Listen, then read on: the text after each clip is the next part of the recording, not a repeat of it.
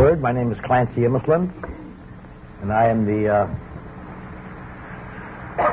the last speaker of a very distinguished panel of authorities in the field of alcoholism. I don't know if you're familiar with carnival procedures. I once was in one of my incarnations.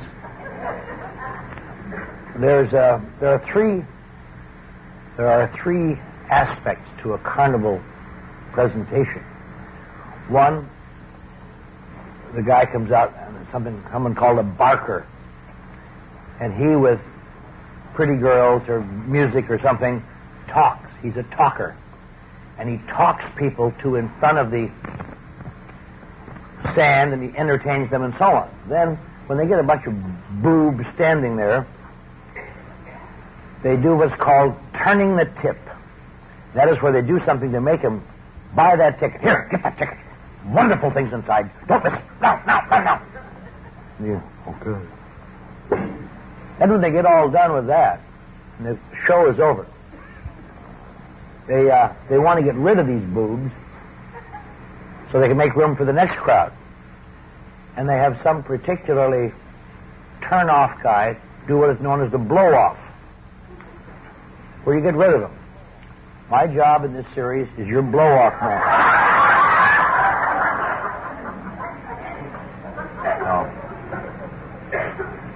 Hopefully, when I'm done, you will have had enough. But in looking over the program for this series, there have been I've known a number of those people. Some I do not know, but they're bona fide, certainly are impressive. And I have known some of them, and with a great deal of admiration. Dr. Persh, for example, who I've always felt was one of the very few non-alcoholic professional people who really understood alcoholism at a visceral level and can talk about it knowledgeably, and when he can't talk about it, he sends people where they can be talked to about it knowledgeably. But if information on the subject were sufficient, we would not have the vast problem of alcoholism. Because in the last number of years, there's been a great deal of information made available and disseminated. If that amount of information were made available on cancer patients would flock to get the data, or friends of cancer patients, or relatives of cancer patients. If that amount of information was made on diabetes even, there may be that much on diabetes, but if there are people with diabetics in their family would rush to find out about it. But the peculiar aspect of alcoholism, it is one of the borderline or negative illnesses in which your mind may tell you it is a physiologically conditioned illness, but your deep heart said, no, it isn't. It's people who don't care. It's people who don't give a damn. And you can think all you want. And this happens to people who have it. So it certainly must happen to people who surround people who have it. And that's why the dismaying, lethal statistics in this field continue to go. Continue diminished somewhat over the years, but not so much. It's an amazing thing. Most of you, I'm sure, are familiar with some of the self-help groups, perhaps. Some of you are familiar with AA or some of the others. I know that is the posture of the National Council on Alcoholism, to say there are a number of self-help groups, and it's true that the National Council is connected with none of them formally. But I used to do, many years ago, a good degree of public information speaking for the Los Angeles Council on Alcoholism years ago. And whenever we went out, it was necessary for the moderator, we talked all over other places, for the moderator to say, now we have a representative here of one of the ways to stay sober. And there are many other ways to stay sober, but we have a representative here from one of the ways. The moderator must say that. And I went out about 10 times like that, or maybe more, and And I finally, I'm like a guy in a comic strip. One day I was driving down the road, and a cloud formed over my head, and a light bulb lit in it. And it said, idea.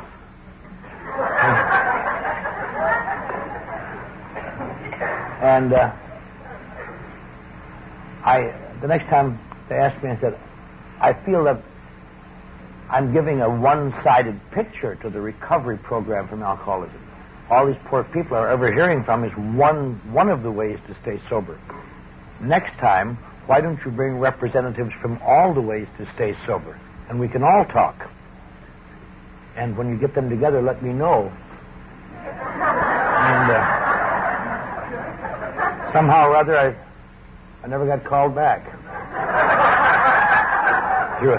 But that's not putting anything down. I know that is necessary, because it is true. There are people who are sober in other disciplines or self-help than AA. It's just sometimes hard to locate them. And I don't mean that derogatorily. I just mean that I'm just implying derogatory. I'm not really saying it is. But the problem, what's amazing is that, and has been said here, I'm sure, by every speaker who spoke here, that the great problem in alcoholism is lack of knowledge of what it really is, and with that lack of knowledge, the denial of the alcoholic to accept his own involvement in it, and the inability to treat people who don't feel they need to be treated. It really is and the puzzlement of families who have one of them, and everybody knows they're one of them except them. And it really is a baffling thing. It's kind of funny for a while, but it isn't funny after a while. I'm in a position probably hardly anybody in this room is in tonight or today. I have the experience almost every day of my life of seeing alcoholics die. Probably most of you don't have that opportunity. I have the opportunity intermittently of seeing cases of alcoholic insanity. Now, I've always thought for years that alcoholic insanity was measured by people who act crazy. Now, if there's someone who's gone too far, they have alcoholic insanity. But that isn't really alcoholic insanity. That might be borderline psychoneurotic behavior. Alcoholic insanity is something different. You know, they say that alcoholism is the second greatest cause of insanity. And you just imagine someone running through halls, acting silly. But that isn't what it talks about at all. Alcoholic insanity is when sufficient alcohol has been in the bloodstream, and it varies from individual to individual, to desiccate enough brain cells so that you're no longer able to function. Alcoholic insanity is just like advanced syphilis. When enough brain cells are gone, you don't go around acting funny. As a rule, you wind up on the porch where someone comes along and changes your diapers and feeds you 3 times a day and take you to bed and back. And once that happens, you never recover. Alcoholic insanity is a terminal thing, because anything that affects brain cells is a terminal thing, because brain cells do not reconstitute themselves. There's no regeneration in brain cells. It's really singularly unfair to alcoholics, I've always felt. The liver and the brain are 2 of the major organs in the whole body that do not regenerate new cells. And that's what alcohol hits, the brain and the liver. Some days you just can't make it at all. It's just everything you touch goes bad. But alcoholic insanity is a dreadful thing. Watching people die from alcoholism is a dreadful thing. You think of people dying from alcoholism, and the way they list it, of course, if they're dead, as we find them in the alley behind our building in the morning, I suppose that could be considered a death from alcoholism, although sometimes they call it exposure. But I see many deaths of alcoholism that I wouldn't assume they list as a death from alcoholism. A man who's no longer able to walk and topples forward in front of a bus and the bus runs over his head. And it wouldn't be listed as a death of alcoholism, but it certainly is. Or what we see more and more on Skid Row now that never was there before, with because of the different character of the population. More and more knives. It's really sad to watch two old broken people having a knife fight, and one goes down and comes clutching in, and his stomach is cut out. Now, you say, that isn't really a death from alcoholism. But you say it is a death from alcoholism. But if you are like me, you might think, well, that's Skid Row. Sure, they're dying on Skid Row. But I think the figures are something to the effect of those deaths on Skid Row all over the world or all over the country are maybe 3% of the deaths from alcoholism or less. That leaves 97% or more in places like Santa Ana and Anaheim and Los Angeles and Minneapolis and Indianapolis and Atlanta, and people like you and me who look almost indistinguishable from you and me, and who you would think would not want to die a miserable death. It isn't even a quick death. That's one of the great recruiting lines I've always thought was absolutely innocuous, where they say, well, if you're an alcoholic, for you to drink is to die. God, I hope so. It would be much more realistic to say, for you to drink is to ensure continued misery and pain and anxiety, not from the drinking, but from the emotions that go with it. Because nearly all of the medical research that has gone into alcoholism, they found out all sorts of things. You can get all sorts of data. Over the years, medicine has made some rather significant advances. You know, for many years, medicine had no training in alcoholism, which is not, so it's not surprising that they didn't know what the hell they're talking about when they talked about it, unless they chose to look into it. Up until maybe 25 years ago, in medical school, you got the same amount of training in alcoholism that you got in dengue fever. 1/2 of one day.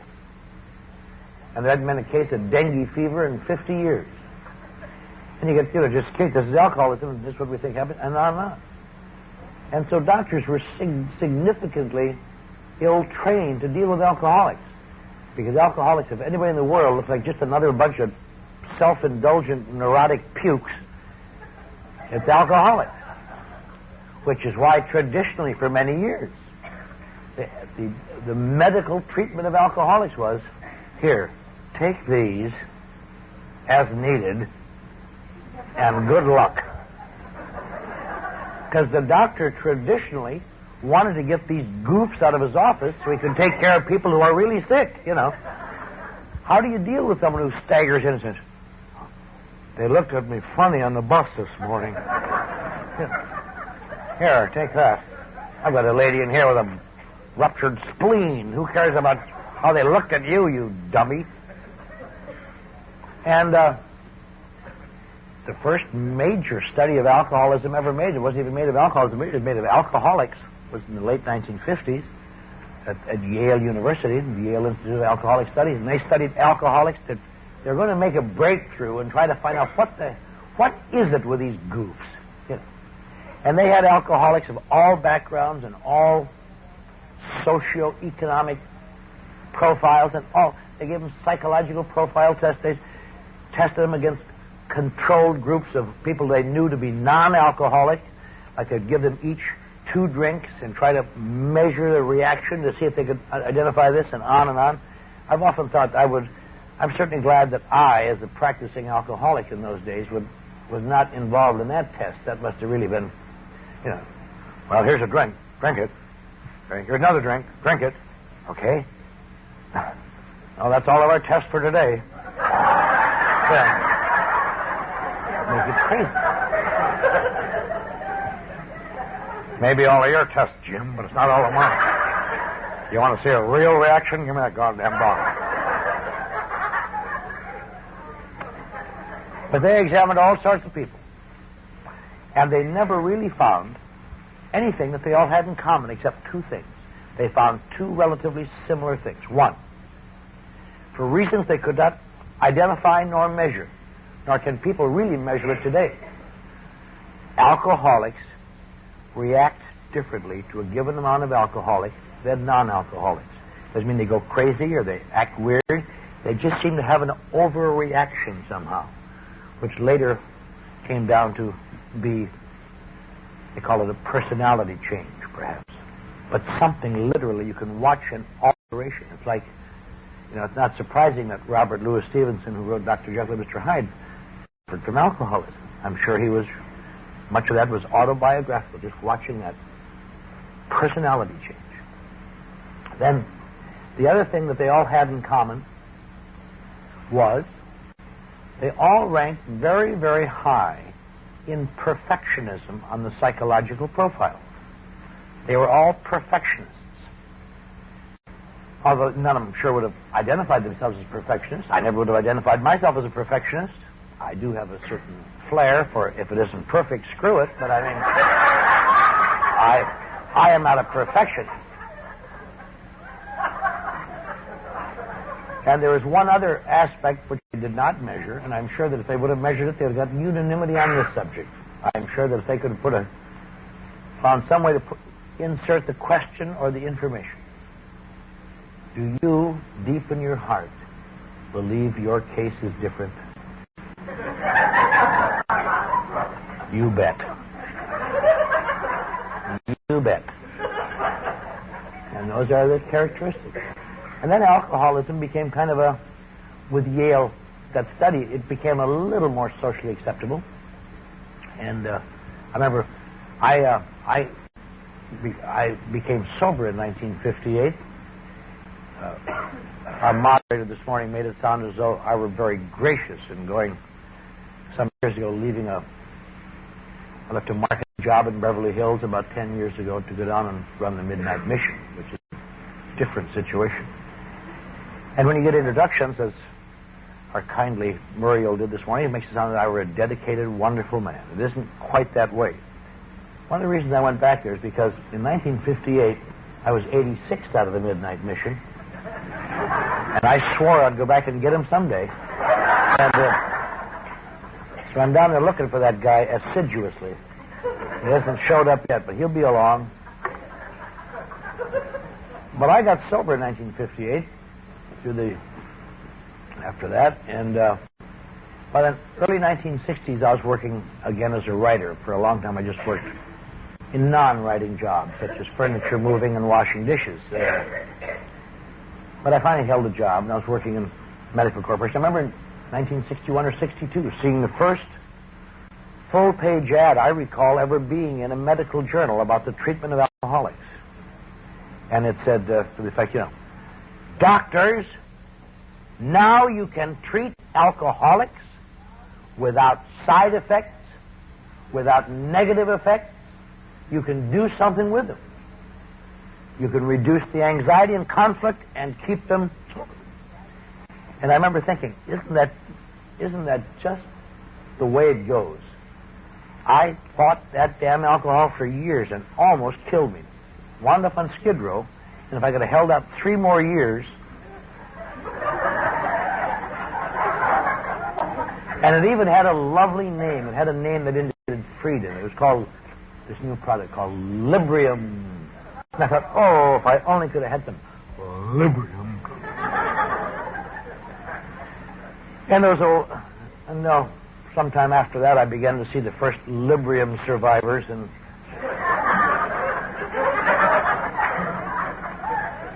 I don't drink as much anymore, but of course I don't get up out of my chair much anymore. And Valium and so on.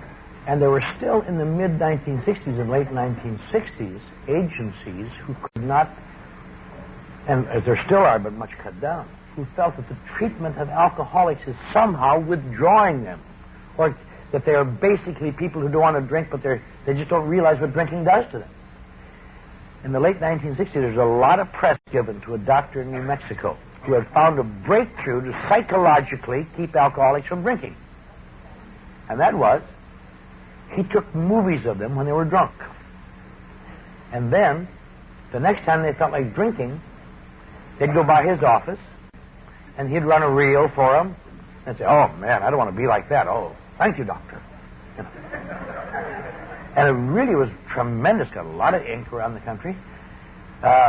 Except, unfortunately, of course, it got to a point where people didn't feel like going to a show before they had a drink. You would think intellectually that they'd want to not drink, but that's the whole problem. And it's hard to understand that. Near the end of that decade, beginning of the last decade, they had a great treatment out in Redlands, the big hospital. And that got 2 full pages, a page with a run-over for another page. And this is a religious hospital, very fine people, but they were going to find a way once and for all to get these goofy alcoholics shaped up. And they installed one of their wards in a bar. And these poor goofs would come in there, and they're going to a religious hospital. There's going to be some sort of harangue from them. And they walk in, here's a bar. And some goof back there, you want a little drink, Slim? I'm sure the first sip was very tentative, you know. What is this? J&B Scotch. Say, you religious people know how to treat alcoholics. And it really was a great cure, I'll tell you. Sorry I missed that one, too. In fact, I always thought the booze was so good they had the glasses wired right to the bar so they couldn't take them back to their sleeping room. And these guys would get along fine, have a few drinks, and do good. After a few days, they'd come in and have their drink in the morning, and they'd shoot an electric wire through that, or electric shock through that wire. So the guy would just, happy days. No more ice next time, Fred. Yeah. Now, they'd give him a drink without an electric shock. Well, that's more like it. And after a while of this, you can imagine, you get just like a fawn in the forest fire.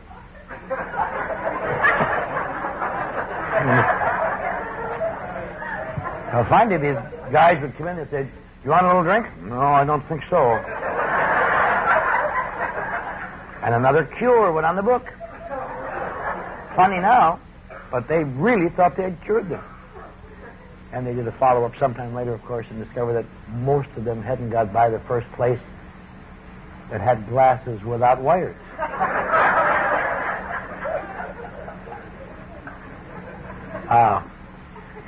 There was a big hospital in Seattle in the early 1970s who I always had kind of a hobby of seeing cures to see what I missed. That's why I look into these things.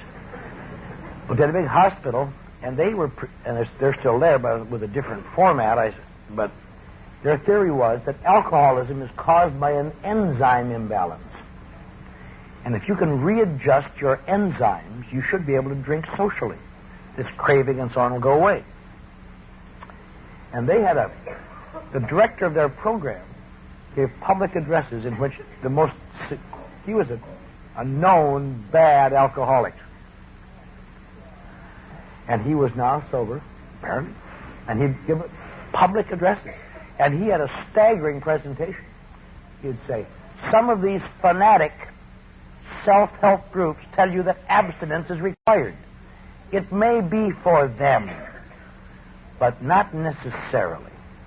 With the program we have, something different can be done. And at the end of his talk, he would pick up a cocktail and drink it. Now, something like that, that's what you call your basic staggering presentation. A lot of people drifted by a 7-Eleven to see if they had any enzymes. And that was a very impressive, except unfortunately, the director one day, his enzymes kicked up, I guess, and he wound up in a padded cell at that hospital. So they begrudgingly moved to abstinence as their product from then on. In the 1970s, most of you remember, I remember very well, our Santa Monica think tank coming out with a concept, the Rand report. Alcoholics can drink again. And that, of course, there was a little disclaimer in small type, unless they are the ones who can't. But But they said alcoholics can drink again. And they had evidence. They had hundreds of people who were out there drinking successfully. They didn't issue the report till they did. It wasn't until relatively recently that a massive follow-up was made and found that they were nearly all of them dead or dying. But, I often wondered, how could they, what kind of follow-up did they use? Why didn't they see this? And I found out later from a guy at the Rand Corporation how they made the mistake. They didn't understand alcoholics either. Do you know how they did their follow-up? They called them up. Yeah. In my worst day, I could pass that test. Just still doing fine.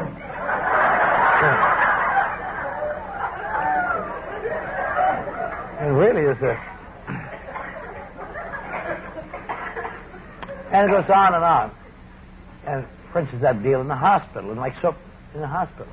It all goes back, in a sense, to things that were pretty well set aside 50 years ago. The aversion treatment is nothing but the old Keeley cure, which was became a laughingstock after a while. Because the knowledge of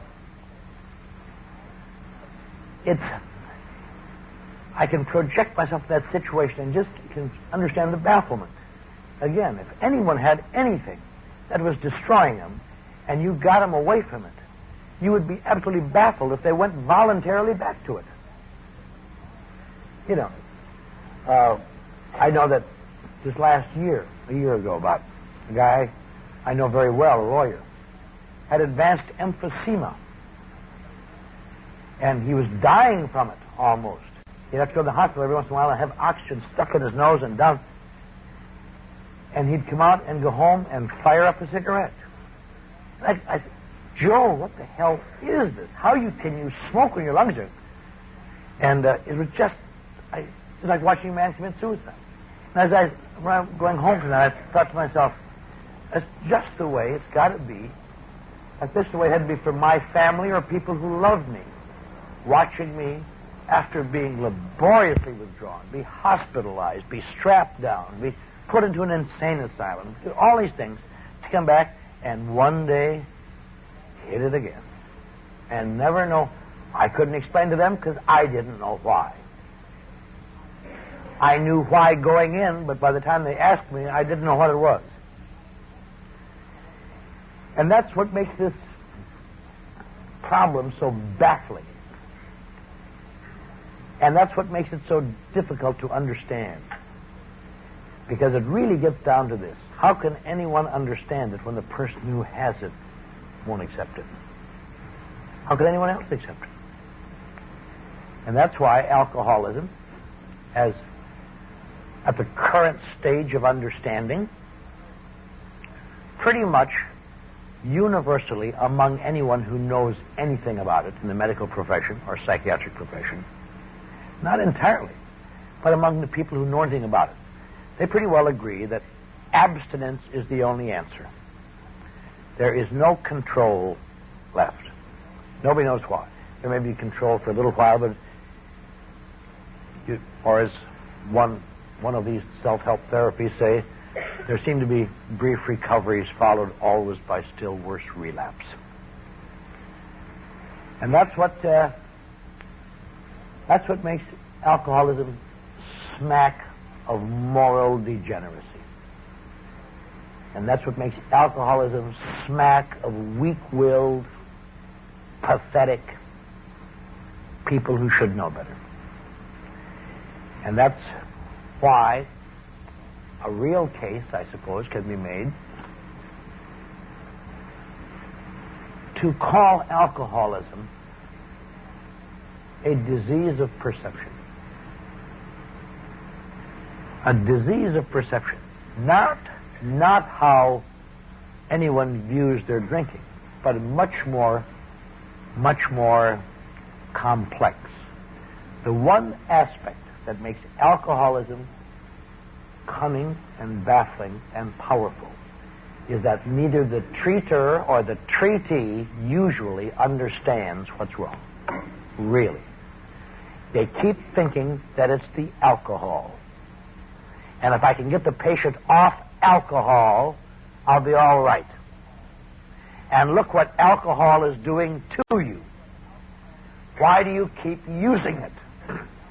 And all of the research, all of the investigations into the metabolic differences of the alcoholic body and all of the differences of the malfunctioning of the endocrine or ductless glands or whatever the hell it might be, or in reverse diabetes, hyperinsulinism, all the theories that have gone on to try to describe this, the only thing that they're unable to measure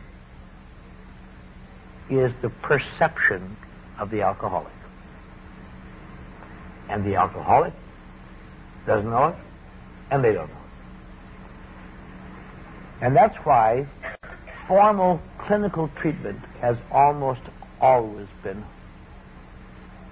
non-effective in the treatment of alcoholics. And so I want to, for a couple of minutes this morning, discuss,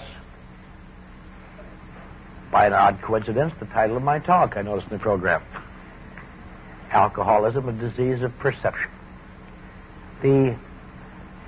Probably the number one mistake in the treatment of alcoholism, or in the identification of alcoholism. I'm certainly not accusing people of treating alcoholism wrong. I'm talking about the identification by the alcoholic or by the non-alcoholic. Is, as I said, that alcoholism is that we're dealing with an alcohol problem. It is not an alcohol problem. I would like to give you my opinion. I can give you only my opinion. I may secretly feel that I speak for the wisdom of the ages, but I'm required to say this is only my opinion. In my opinion, it's a great problem. I think it's borne out. Is people thinking they have an alcohol problem. Now, if you have an alcohol problem, the treatment for an alcohol problem is relatively simple. You have the people not drink. That's all. That's how you do it. You may charge them a lot for the data, but that's what it is. Don't drink. But this is not an alcohol problem. I don't believe alcoholics have an alcohol problem. Now that sounds upside down. But I want to say this slowly and clearly and distinctly. Because it sounds like heresy, but I bet my life on it every day. If my problem is alcohol, I am not an alcoholic. Or conversely, if I am an alcoholic, my problem is not alcohol. Now that sounds really crazy, doesn't it? But it really is literally true. Because if the problem is alcohol, the solution to it is not drinking. And that solution has been found 5,000 years ago. This is nothing that was stumbled on in research recently. If you have a problem with alcohol, you don't drink alcohol. If you have a problem, if you are allergic to orange juice, and every time you take a glass of orange juice, it makes your nose fall off, finally, with the additional lot of help, you come to the conclusion, I'm not going to drink that orange juice. You might give it one last shot just to be sure. I've lost my nose. How do I smell? Pretty bad, But if that's the problem, if it's change, and people like me, and I'm sure like many people like me, have tried that again and again. I have sworn off with and without oath. I'll tell you, probably the most important single swear-off I ever made. Once upon a time, many years ago, my little boy died when I was in the hospital. When I was in jail. I was in jail, not in the hospital. And the judge released me. The judge was in there for drunken scuffling, and I was an executive. And his little casket was about this big. And I felt so remorseful. And I carried his little casket. And I said, I'll be his pallbearer. I don't want anybody else touching his casket. And I set it down, and I put my hand on it, and I took a vow. This will never happen again. Ever, ever. Baby John, if it ever happens to me, I hope my arms wither and fall off. And I had tears of absolute sincerity in my heart. I would have given my life to keep that from happening. And about 29 days later, in another city, I was working. The feelings of remorse and pain were so intense that I had to have a few drinks to relax them. Now, you try to explain that to anyone. And I remember my family saying, how could you? How could you, after what's happened to John, how could you get like this? And there's no answer. I have no answer. I don't know. I knew why going in, but I didn't remember why coming out. And it goes on like that. If the withdrawal from alcohol is the answer, no matter how you do it, whether it's done nicely in 30 days or do it cold turkey on the floor of a jail, the one thing is you get withdrawn. But that's how you beat an alcohol problem. Now, this funny, deadly, bewildering, baffling, frustrating thing called alcoholism has one significant difference, and that is this. And it's one that nobody ever seems to recognize at the moment, and that is this. The difference between an alcohol problem and alcoholism is that stopping drinking has no effect on alcoholism. In fact, it begins to make it worse. Stopping drinking moves you across the line from some degree of relief to unvarnished, gray, cold, remorse-filled, anxiety-filled reality, and it gets worse as you go along. And that is the greatest evidence I know in my life that I was able to deny. But my problem is not alcohol. I have these other problems, real problems, problems I couldn't describe, problems that seem to me and apparently seem to everybody else who ever had them, but they all think they are unique in it. Somehow or other, I'm more sensitive than other people. Somehow or other, I feel things too intensely. Somehow or other, I have anxieties that I feel different somehow, and I don't want to feel different. This is a great feeling. I feel lonely more than other people. And the only way you have to measure how you feel compared to other people, of course, is you look at them. And you fall into the trap that every human being falls into sometimes. Alcoholics fall into it a lot because you go into that trap when you're feeling insecure.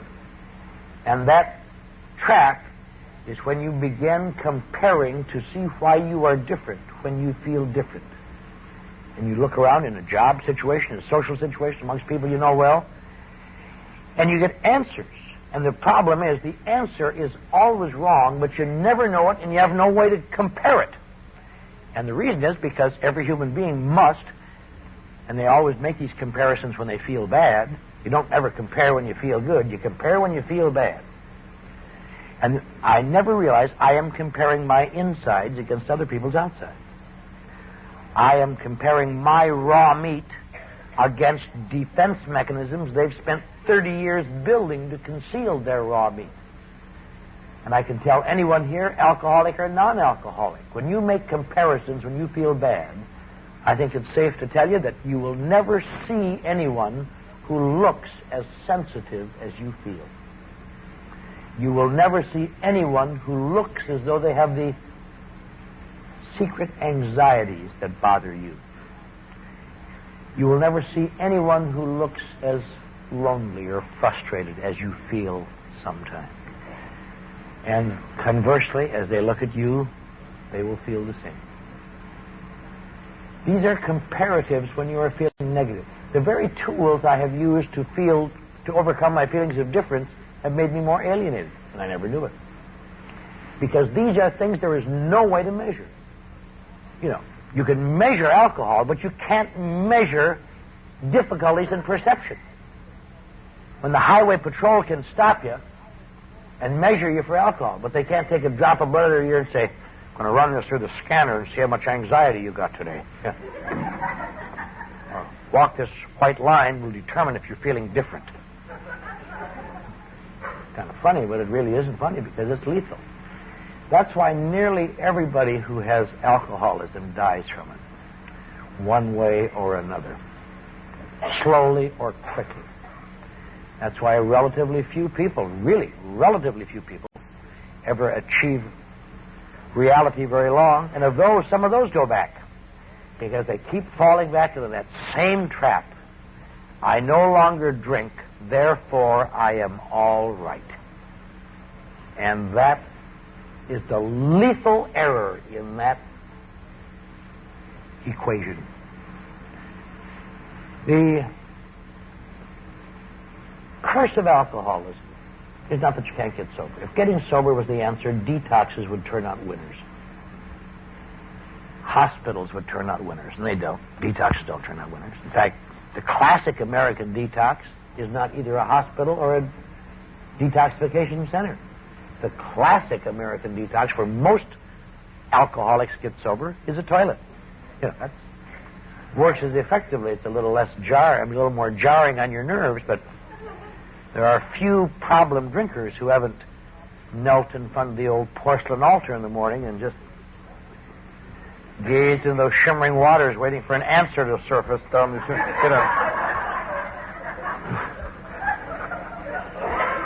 And you even can say your morning prayers. You can say, "Oh, God." But the one thing that happens is you detox. One of the things that makes alcoholism a little bewildering, I used to have the impression, because I used to hear people, real alcoholics, talk about it. They had stayed drunk around the clock for 20 years. Now I think to myself, that's an alcoholic. Not a slick guy who's had a series of bad breaks and misunderstandings. But found out something else. It is physically impossible for a human body to stay intoxicated 14 straight days and nights in laboratory conditions. In laboratory conditions. So you certainly can't in the real world. So you always get sober. And the curse of alcoholism is sobriety. And now that doesn't make you an alcoholic, necessarily having an unpleasant reality. But if one other factor is there, it will be. I think probably the study of this point that I want to make, I know I'm running short a little time a little bit, so I know we're going to have a coffee break. Well, what I was trying to do in this first few minutes was establish how bewildering this thing is. I think that to come to understand it, we would have to understand the perception of an alcoholic. To understand what makes an alcoholic, and therefore to get some understanding of how it can be beat. It cannot be beat with withdrawal. It cannot be beat with vows of chastity and obedience. It cannot be beat with swearing oaths. It cannot be beat with anything. It can be beat only in one way, and that way is impossible. You have to change the world around an alcoholic. But there's a way to do that, and I will take that up in the next hour. Thank you.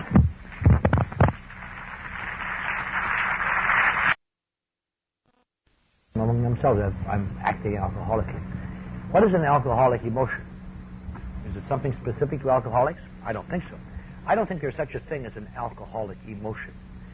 Again, there have been no emotions discovered, new emotions in 5,000 years. When I get frustrated and cross, I get frustrated and cross just the way that the Pharaoh of Egypt got frustrated and cross. It's just different stimuli, but it's always the same emotion. Alcoholic emotions can also be, I would suppose, be described as highly sensitive emotions. Or another word that is really just terrible.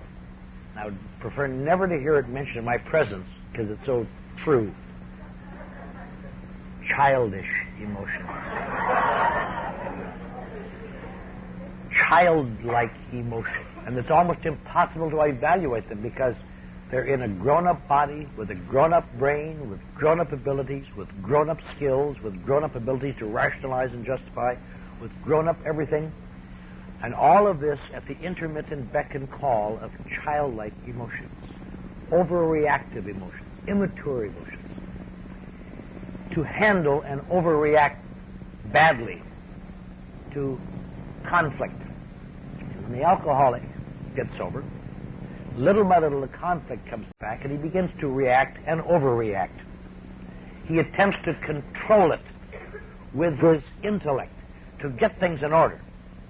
He attempts to control these growing, intense emotions. But there's one fact I think that is unquestioned in the study of the human psyche, and that is this. When the intense emotions and the intellect are in conflict, the emotions will always win.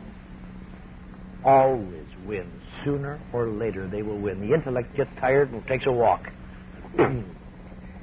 And you can fight it and fight it and fight it. The power of the intellect to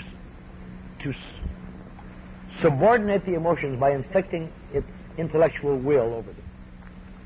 Another term for that more easily, of course, is the power of the will, or willpower.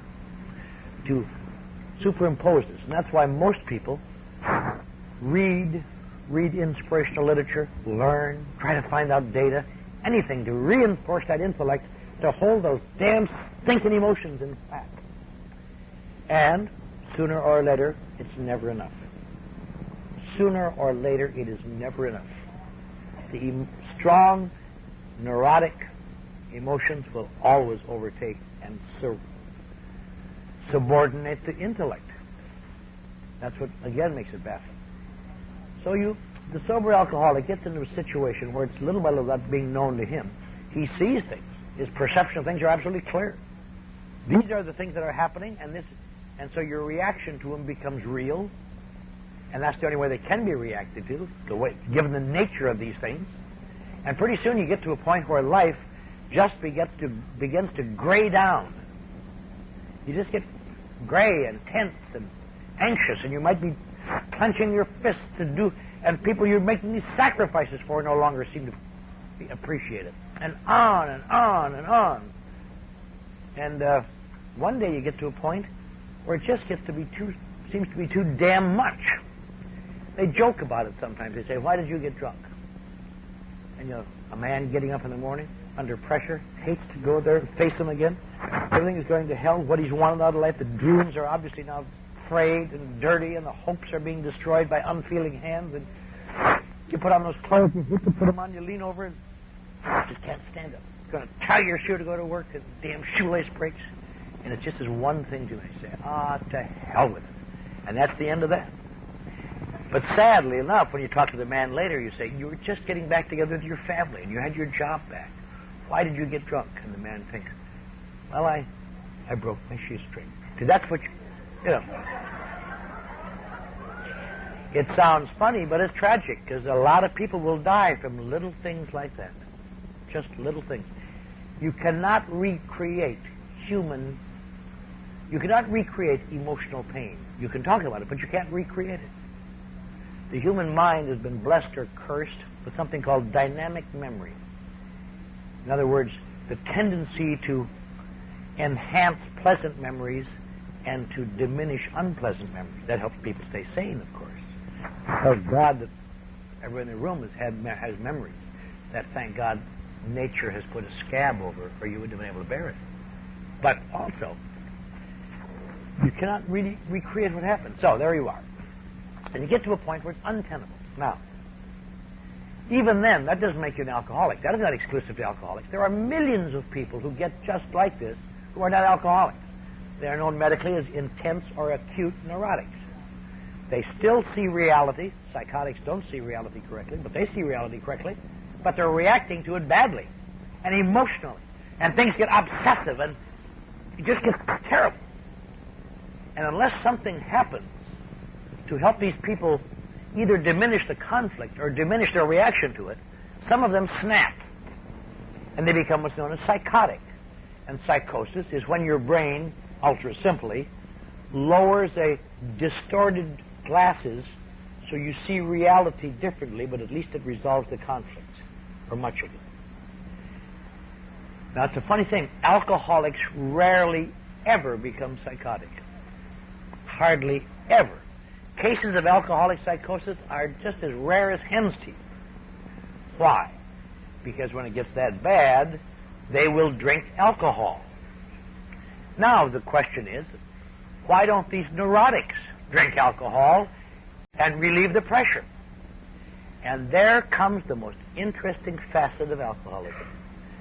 Because they do, and it doesn't remove the pressure. That's the difference between a neurotic and an alcoholic.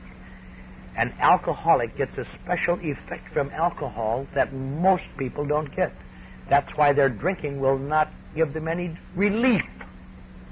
An alcoholic, he keeps every alcoholic and the people around him keep seeing what alcohol is doing to you. But by that time, it's way down the line. The operational aspect of an alcoholic is what alcohol does for him or her. And he doesn't know it does anything unusual for him, and nobody else does. But he can literally alter his perception of reality with alcohol. I can literally alter my relationship to my environment. I can literally, almost instantly, make myself bigger and more self-contained, and them smaller and less threatening. Now, I didn't know this was doing this to me. I don't know where you'd ever find it out. Because that's an inside thing. And you just assume it does that for other people too, and if they don't drink, that means they don't have the pressures you have. That's why drinkers wind up running with drinkers. Nobody wants to be a drinker and wind up with some goof. You know, stop after work and say, "Do you want a drink?" "Yeah, thanks." "Okay, let's have another one." "Oh, no, thanks. I'm starting to feel it."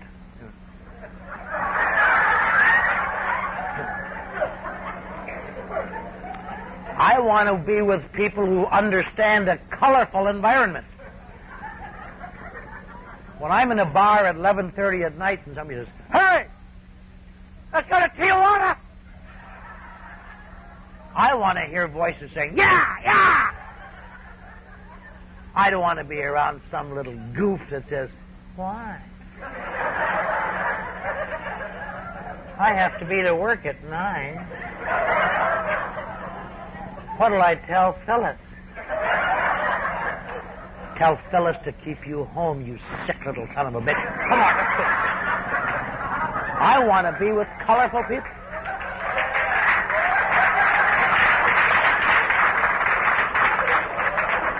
I've suffered enough from grayness. It's time to have a little color, Jim. There's a lot of ways to measure alcoholics, but it's this kind of a joke way, but it always strikes me as kind of funny. The non-alcoholic personality, and I've seen these people do this, and it just baffles me. Same at parties, cocktail parties years ago. I guess I had a little too much. Betty, I think you better drive home. If I ever saw an alcoholic do that, my heart would stop. The correct answer for me is, "Give me those goddamn keys! I'll drive! You know I can walk! I'm in charge now, baby." But alcohol has a special effect for me. And the only bad thing about that is, I'll tell you, if you are an alcoholic, 2 martinis will make you feel better than 6 months of psychotherapy. A bottle of good wine or bad will be better than years of metaphysical insights. I've tried it both ways, and I'll tell you, I think probably the best example of that is when I was about a year sober. I had a little job working at a firm called Weinberg Advertising out in West L.A. I was wrapping packages, which was kind of a come-down for a man who'd been an award-winning writer. I didn't have any front teeth either, so I thought I'd been scarred in a fire somewhere. But one of our accounts was something called Kamchatka vodka. And for years and years, you must have seen their boards, it always says, vodka is pronounced Kamchatka. Now, they've changed in the last couple of years, but for years and years. When I was there, it was old. That was 1959. And I thought, I'm going to let these guys know that there's an award-winning copywriter back here. They think I'm just a package wrapper But why not let them know that I'm ready to make my move? So one day they were laying out this board, the artists and copywriters, and I came by with my packages. I said, say, none of my business, but instead of that same slogan you've been using for 10 years, how about using something like Kamchatka vodka goes boom, better than all vodkas anywhere. And they looked at me and I got the same look of disdain and, oh, you goof, and get out of here. And one guy says, if you don't like the way we do things, why don't you wrap packages in some other advertising agency? Just move it along. And I was just crazy. I tried to give them an idea, and because I looked bad, they wouldn't listen to me. And that night I was talking to my AA sponsor, and I tried to tell him this story. Shut up, he explained. Try to be a man about it. But I finally told him this whole hideous story. They won't even listen to me. They won't even listen to me. They would kill us. And he says, can't you ever understand? I've been trying to tell you this for a long time. In those kind of situations, they're not putting you down. They don't know what the hell you're talking about. To them, Kamchatka vodka doesn't go boom. To them, Kamchatka vodka goes blah, blah. That's why you're in this damn meeting and they're not.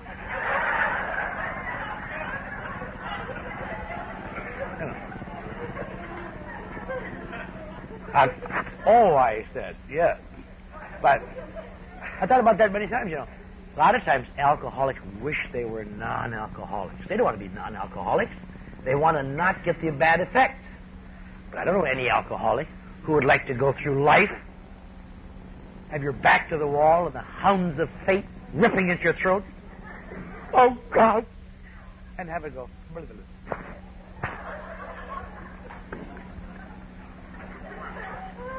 Only about 3 to 7% of all drinkers will ever know what I took for granted all my life. When the hounds of fate are ripping at your throat, take a drink. It doesn't go blip. It goes.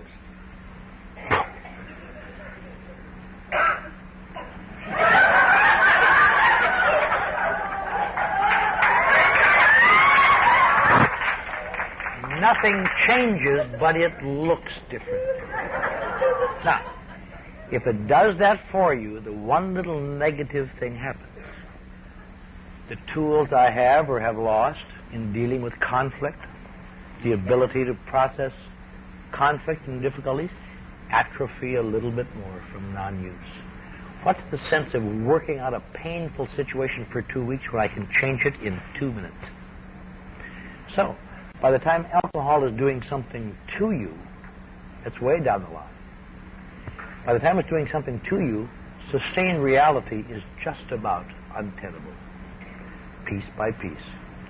The curse of alcoholism is that reality has become untenable, sustained reality. And you can have every reason in the world, and you can prove your reasons are right. I watch men die, and every one of them can assure me they're not really alcoholics. They had real problems. So, it appears that the insoluble, unsolvable aspect of alcoholism is that somehow the world has got to change for this guy to make it, or this girl to make it, and you can't change the world. So, there you are. That particular combination of alcohol, the answer now becoming alcohol the problem, together with a reality that sooner or later is so full of sharp corners it's unbearable, that is called alcoholism. And the reason people die from it a lot of times is because they confuse it with an alcohol problem. Alcohol. That's why very, very few people who work in the field of alcoholism understand it unless they be alcoholics. That's why many people who work in the field of alcoholism and teach it well and do not take care of their own perceptions get drunk again. Sad fact, but true. All the knowledge of the intellect doesn't help when the emotions start to surge. You can be the smartest or the dumbest. I watched a department head at Caltech, and I watched ditch diggers die from the same exact reason. Now, that is why it is almost imperative that sooner or later the alcoholic gains something besides knowledge of his illness, because knowledge alone is not enough. That is why, for most alcoholics, something in it, nearly all, every alcoholic, I suppose, something addition must be added. He must have something or some way to little by little take some strides towards altering his perceptions of reality. Now, you cannot alter your emotions by thinking. You can over a long period of time. But that's like saying, I'm going to make up my mind. I'm not going to be hungry tonight. You have no control of it. There's that old hideous example they've used many times, it just makes me sick, of eating a whole bar of X-Lax and saying, I'm not going to go to the toilet today. I'm never going to look at another pretty girl. I'm never, on and on. You can't, these are from the subconscious. You just condition reflex. Like, I'm not going to blink. But a guy waves his hand by your eyes and you blink. You don't think about, shall I blink? You just do it. It's condition reflex. That is why things such as Alcoholics Anonymous is very effective. But Alcoholics Anonymous is not effective much of the time because people go there and keep thinking, if I learn what it's about, I will be all right. Somehow or other, there must be a motivation and a teacher that will enable people like me to act myself better. I cannot control my emotions, but I can control my actions much of the time. I can literally superimpose action over my emotion.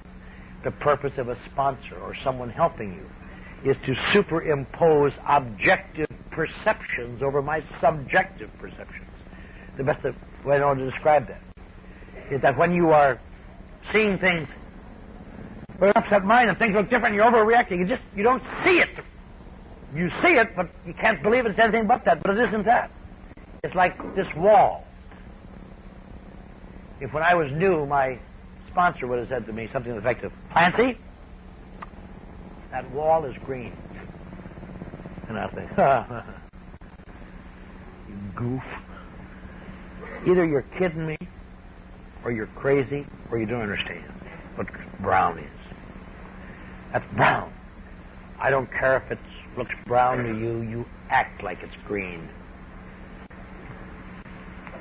Now, we never discussed the colors of walls, because that's easy to be matched as a color chip.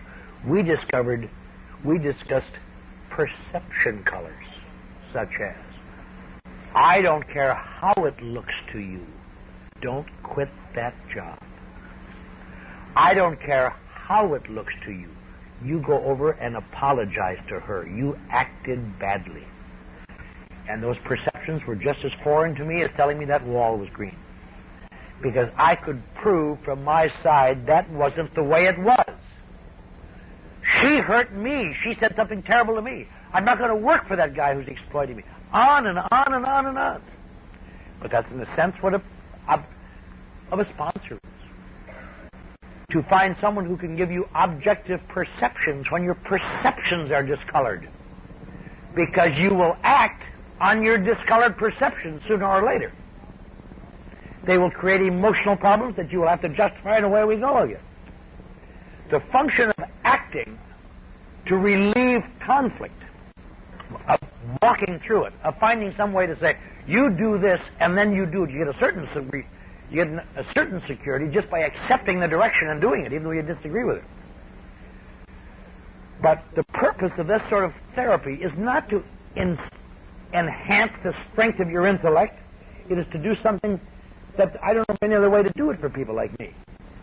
It relieves pressures on the emotions. I get back control with my intellect, not by strengthening my intellect, but by weakening the pressures on the emotions. And it has to go on and on because the world is full of stimuli. I can know everything about how to stay well right now, and if I don't take some sort of continuing therapeutic, when I get out of whack, I'll think that's real again. I have to have some benchmark to bring me back.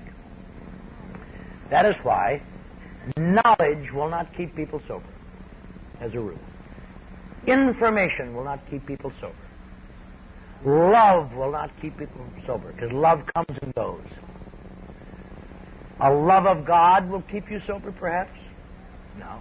I've been flown across the country a couple of times to talk to big groups of clergymen that are sent to this big home from all over the world, and they love God, but they can't stay sober. And the AAs teach them how to stay sober so they can go back and love God sober. There has to be something more. There has to be something to deal with the intermittent spells of childish perceptions. And that's why we have to have a continuing therapeutic. That's what makes alcoholism baffling.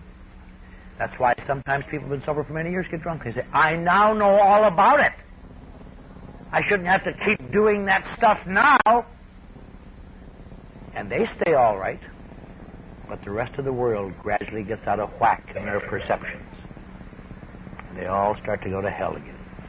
In fact, to oversimplify, the function in recovery of alcoholism is not even to change yourself. It's just to make everybody else in the world shape up. And if you stop doing it, they find out and act bad. That's why they say alcoholics don't get too hungry or angry or lonely or tired. Not because those are bad things. They are perception disorders. When you're hungry, you have a tendency to become impatient and intolerant. Hey! When you're angry, it is always justified, but it's an obsessive emotion. What did you do today? Should you be angry? Shut up! When you're lonely, it presses every self-pity button in every neurotic personality. Oh, I guess they're probably all at a party tonight somewhere. I'll be all right. I like watching poker. And when you're tired, you stay the same, but people take advantage of you. I don't know how they know. Total strangers. I've noticed this a couple times. I get on the Santa Monica Freeway in the morning to go to work after I've given my all for others. And I'm tired. I just want to get to work. And I can just see some old lady up there. See the boy in the blue Ford? He's tired. I'm going to cut that son of a bitch off. Yeah, it just makes you crazy. That's why people like me have to sacrifice all the time. I must sacrifice and take care of myself and keep taking remedial actions. I don't even do it for me. I do it so all of you will stay okay. And that's a hard concept because all of my life I've been trained, if I know it, I can beat you. And here, knowing it isn't worth a pitcher of warm spit. It isn't worth anything.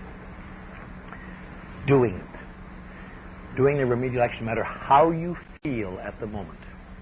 I must not allow my life to be at the beck and call of childish emotions that even now occasionally creep up on me when I'm not taking care of myself. That's what alcoholism is, why it's so deadly, and that's why it's so recoverable. All I have to do is surrender, the hardest single thing in the world. And surrender to this concept. I've used this analogy many times, but it's still true. You make it sound as though you just throw in the towel and live happily ever after. Humans can't do that, not like me. I throw in the towel, and as soon as the heat is off, I inch it back. And I spend the rest of my life tearing off small strips and see if that'll satisfy the dirty bat. Yeah, just little by little. Incremental surrender. I'm getting sick of it. If I didn't feel so good, I'd cut out. But that's what it's about. I think it's a real case. I know that you've heard many, many fine speakers here, much more knowledgeable than I, much more experienced, much finer people, perhaps. But I think maybe you can understand. That's why some people, alcoholism is not recoverable by any tool applied to any disease, because alcoholism is basically, the lethal aspect is it's a disease of perception, and the recovery has to be in conjunction with something that will alter the perception, or the alcoholic must surely drink. Thank you.